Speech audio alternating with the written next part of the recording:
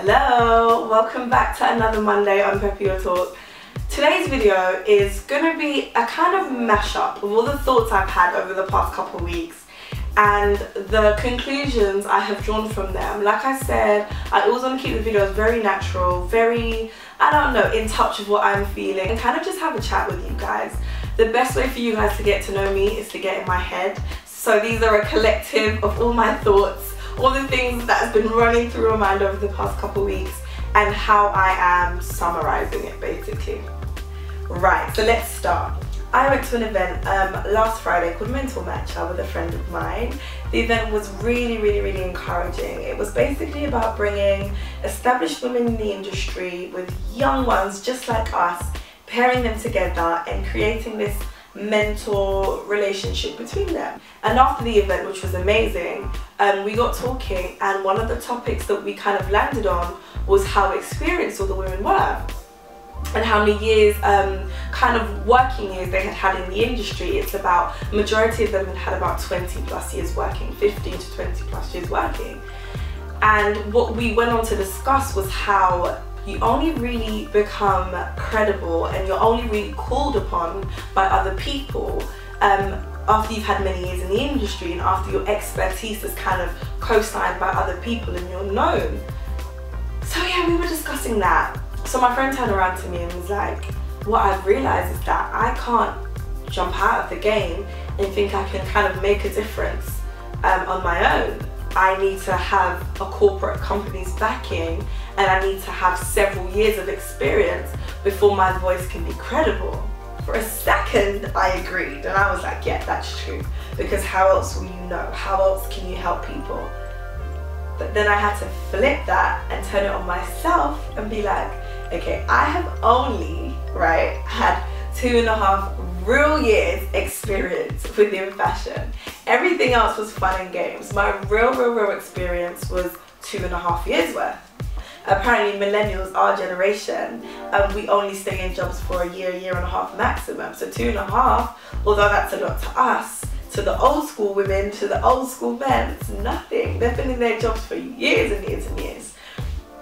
So I thought, wow, okay, Dior, where does this leave you? Because you haven't put in as much work as these other women, but you still want to be someone who is creating a platform of influence and helping people with their kind of fashion careers, X, Y, and Z. I went home and I thought about it a lot more. I thought, no, where does that leave us?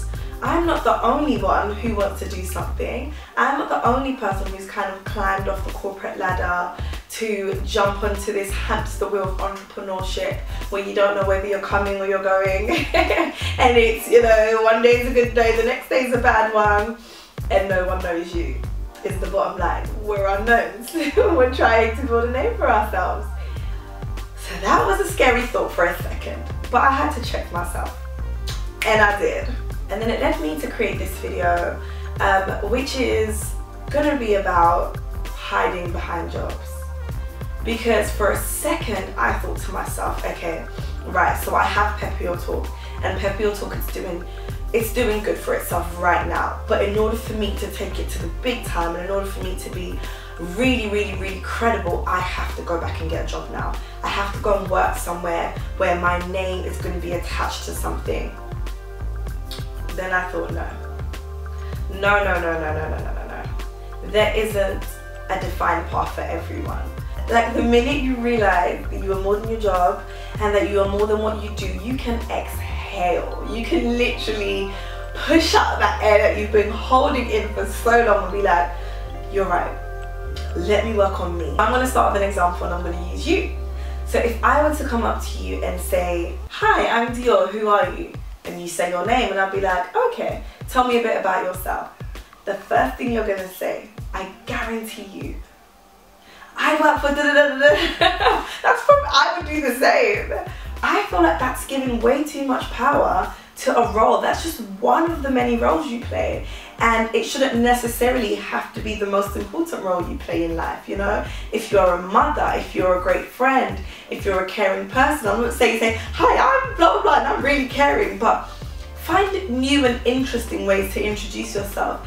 Life doesn't begin and end with your job, guys. It really doesn't. A lot of us want to be on this well-defined path where we know what we're doing and we've got this great job and life is amazing. But when you think about it properly, what is the well-defined path? You know, like you have people like, for example, Jenna Lyons, who is the, I think, president and creative director of J. Crew. So amazing person, amazing job. But where did she start from? She started as an assistant to an assistant. So the lowest possible role in that company is what she started doing. She's been there for 20 years and we just like to look at who she is now and be like, oh my gosh, she's a president, she's this, she's a creative director, she's got an amazing role. But it's taken her 20 years, so don't stress yourself too much about that defining job or that defining path to get you to success. Just work hard. Work hard at where you are right now, but don't give in to the pressure. Don't give in to, you know, don't pander to what society is telling you have to do in order to be successful. If you believe in something and your gut's telling you that's what you should be doing and your interests are right and your mind is in the right place, that is what's going to make you successful. You know, don't watch other people's journeys too much because it could take you off course. I remember I was at an event a few weeks ago and a young girl came up to me. She was really interested in working in the luxury market and she was like, I want to get into Burberry, how are you going to advise me? So we sat down and we got talking and I was like, right, great, I love that you have this ambition. So what do you know about, you know, luxury and all that type of stuff? And she was like, oh yeah, I know the company is like innovative and it's a heritage brand. I was like, yeah, okay, take it a step further. I was really into it. Take it a step further. And she couldn't say anything. I was like, okay. I helped her out a bit. I said, Burberry has just announced something huge, you know, that is going to change the whole luxury game, which was when they announced that their women's and men's show was going to come together and they were going to sell the collections straight off the runways. There wasn't going to be like a 6-month waiting period where you wait for that season to roll on. It's going to be shoppable straight from the runway. She had no idea about any of this stuff. And I was like, so you really want to work in luxury and you claim you've done your homework, but clearly not, because you don't know about the huge changes that are taking place that make luxury what it is. And what I took from that conversation is that she just wanted the prestige, you know. She thought, what job can I get or what internship can I get that's going to make me look good? And yet I had that same ambition. I only wanted to work in luxury. I actually only ever wanted to work for Burberry. But I did my homework and I grafted and I worked in the store for years and I learned everything about what the industry was all about. And that helped me in the long run. But you can't just jump into something and see other people doing stuff and be like, you know what, I fancy a bit of that. Yeah, I'm gonna have a bit of that gravy on my chips. You know, no, that's not how it goes. She wanted to be like, yep, I work in luxury and my life. No, life doesn't go like that. Figure out your path. Like, that's the most important thing. And I'm not going to sit here and be like, yeah, I'm the role model. I'm not. I hid behind my job, guys. And like I said, I will only speak on things that I feel like I have experienced or I can kind of impart some wisdom on. When I left my job, I had it in my bio on Instagram and on Twitter, and the same day I left, I took it out. But that wonderful website called LinkedIn, where professionals meet other professionals. Yeah, I didn't take my job out of my LinkedIn. I didn't change my job on LinkedIn. I couldn't click the button that says left in December 2015. I literally left it there for months. I probably only changed it like 2 months ago or last month actually. But I couldn't let go of it professionally. Like in terms of my social media world, yeah, I let go of that straight away. But the professional world, where other professionals were looking at me, I just felt like, oh my gosh, I need this safety blanket. I need to be represented by someone. I need to have this corporation behind me for me to be credible. And yeah, it sounds really silly, but it was hard for me to let go of that because I didn't want, you know, people, and when I say people, I don't mean my friends, I'm talking about the people I was contacting for PEPP Your Talk, because I would reach out to people for interviews on LinkedIn and I wanted them to see my old job because I thought, yeah, that will make me look credible, that will make me look smart and like I'm not like a random girl that's just contacting them out of thin air. but I've changed it now. I've let go of that, and I'm so glad to be walking in my Pepp Your Talk journey, and I couldn't think of anything else I would rather be doing right now. Another thing that really helped me find peace with not hiding behind a job was when I spoke to one of my mentors, and she's lovely. She has a very high position at a FTSE 100 company, and she said, Dior, don't worry too much about your path right now.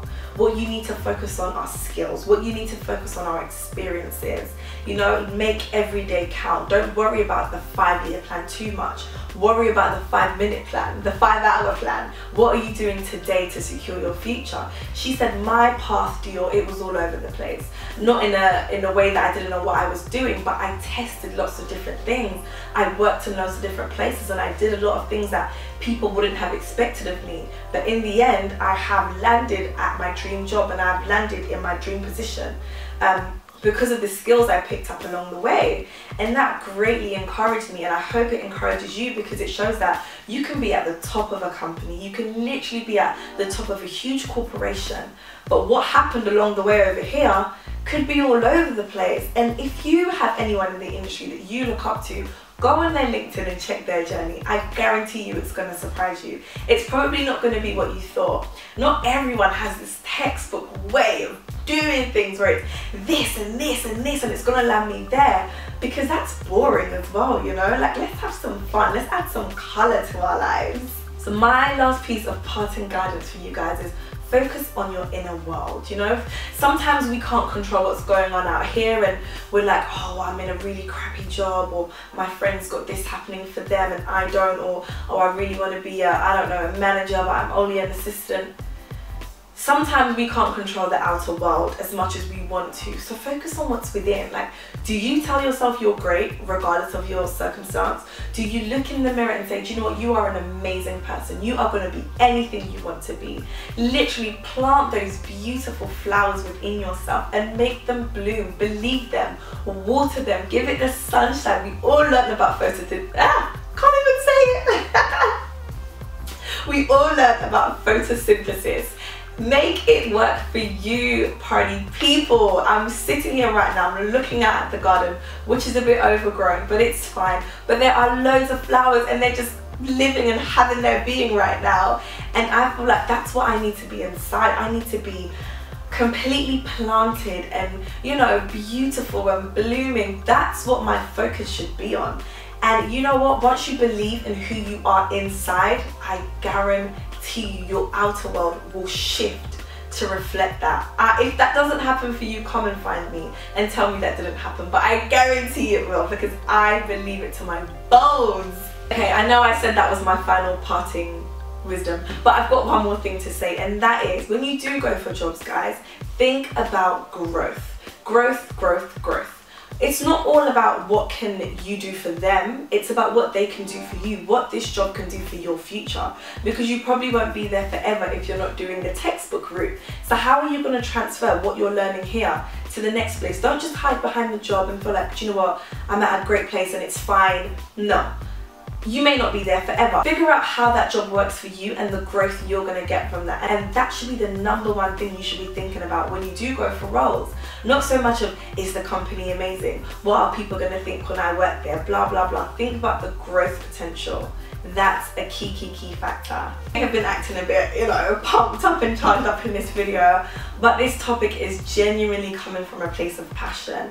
I really feel like, guys, do not worry too much right now, you know? Don't hide behind those jobs. If they're not serving you, if they're not making you feel like your fullest self or your truest self, then maybe it's not really for you. And these past couple of videos have been about jobs, and you're probably thinking, is she gonna move on from this topic? I will, but because it's so relevant to my life right now, and it's so relevant to a lot of my friends' lives, and the messages I've been getting from you guys as well, I'm just going to keep speaking from the heart and the things that kind of pop into my mind and what my gut is telling me to speak to you guys about too.